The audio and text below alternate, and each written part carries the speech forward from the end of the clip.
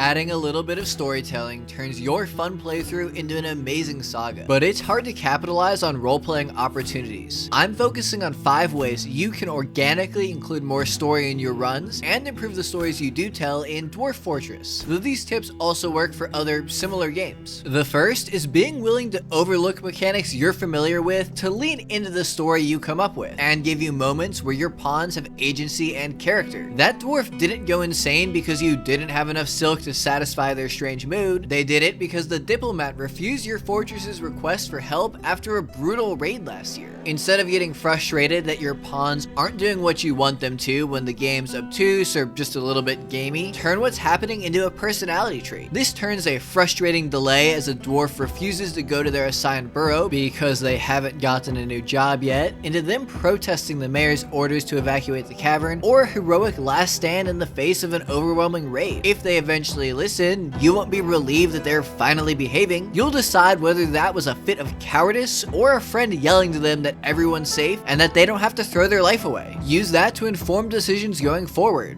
In this case, slap them in your military to either build on their courage or to let them lead a squad so they can inspire others with their sense of duty. Their military service might be the tale of a dwarf turning their life around and rising above, or it might be the tragic tale of a dwarf promoted above their station. The second thing you can do is come up with reasons that separate random events are actually linked together. This leads to really organic story beats that help turn otherwise forgettable events into more memorable sagas. If a random dwarf makes an artifact shield, a different dwarf goes into a trance during a raid, and your outpost liaison informs you that they got attacked by a goblin city, come up with a story thread to connect them. Maybe a crafter went out of their way to forge a powerful shield in the hopes of sending it back to the homeland next year, while that warrior redoubled their efforts to train after hearing the news and let their instincts take over in the midst of battle. Doing this opens up relatively obvious avenues for stories in the future. In this case, give that warrior the shield as a reward for their heroics, and look at helping the homeland with that war. That can be basically giving away weapons next year or roving out to raise the enemies yourself.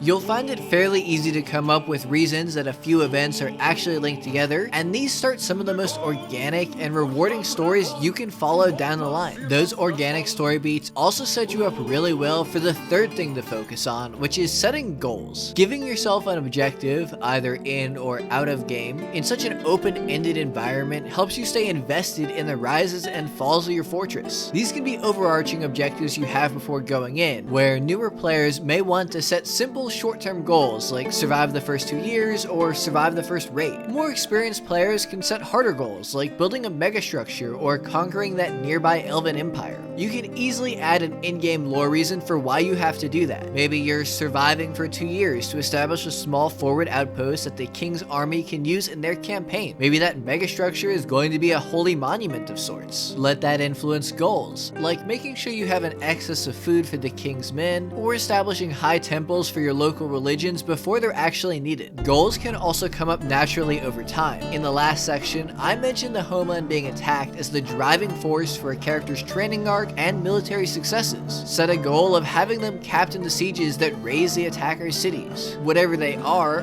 goals give you something concrete to look forward to and some stakes to help keep you invested. Regardless of whether you succeed or fail, take the opportunity to reevaluate your position and come up with new goals going forward after the first one is met. The fourth way to introduce more story into your runs is to constrain yourself in some way. Experienced players will get more from this by setting themselves impressive challenges from the start, but even the small limitations a new player can afford to abide by help breed creativity. Constraints are a good way to spice up gameplay either way, and what you're lacking can easily be worked into a story. Whether that's starting somewhere brutal, without some kind of tool or resource, or refusing to use something that would be really useful. Tie it into your relationship with the homeland, a religious belief, or anything else you can come up with to justify it in-game. Establishing a story like this will paint a lot of events down the line in a new light. Issues with the homeland mean that meetings with the outpost liaison are tense standoffs, and traders that barely bring what you asked for are obviously trying to sabotage you. The religious beliefs that stop you from using plump helmets bleed their way into future temples, or bans from the mayor that's been the expedition leader since day one. There's a reason that pretty much all of my playthroughs stem from this core idea in one way or another. This last focus isn't a way to introduce more story, but rather it's a way to get better stories from it by getting you more invested in your creations. add consequences to your playthroughs. Failing goals you set can lead to in-game consequences, like having to give away a bunch of weapons to the dwarven merchants that come after you fail to meet a benchmark you set last year. But more than that, increase the stakes by heavily limiting how often you reload saves. No one likes watching their hard work burn, but knowing that you absolutely will let it burn and move on to a new playthrough if you fail makes every little road bump, mistake, fight, and tantrum 3 times as tense. Reloading after bugs or unintentional behavior is one thing, but be willing to either start over entirely or play through the gut punches that kill half your dwarves and promise to make every hurdle going forward that much harsher. This is the first time that I've done a video like this, so let me know in the comments if you find these tips helpful or if you have feedback on the format. If you want to see some of these tips in practice, check out some of my other videos and subscribe so that you don't miss my next one about a fortress built entirely in a tiny pillar. It combines that and the setup into a story about ghosts, libraries, and wars abroad.